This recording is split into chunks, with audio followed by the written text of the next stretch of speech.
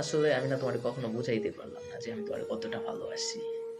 আমি যদি তোমারে বুঝাইতে পারতাম যে আমি তোমারে কতটা ভালোবাসি, তাহলে তুমি আর একটা ছেলের হাত ধরে ভিডিও করতে পারতে না, তার বুকে মাথা রাখতে পারতে না, তার কাঁধে মাথা রেখে ভিডিও পিক উঠাইতে পারতে না।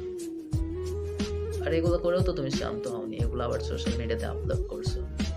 আর এগুলো যখন আমার চোখের সামনে আসছে, আমি যখন দেখছি, তখন আমার কি অবস্থা হয়েছে তুমি কি ভাবছো? আমার কি হতে পারে, এগুলো কি তুমি কখনো ভাবো যে এগুলো দেখার পর আমার কি হবে? আমি তোমাকে এতটা ভালোবাসার পরে তুমি কেমনে এগুলো করতে পারলা? আর তোমার যদি তারে ভালোই লাগে, তাহলে আমার সাথে রিলেশনটা তুমি শেষ করে দিয়ে তো এগুলো করতে পারতা।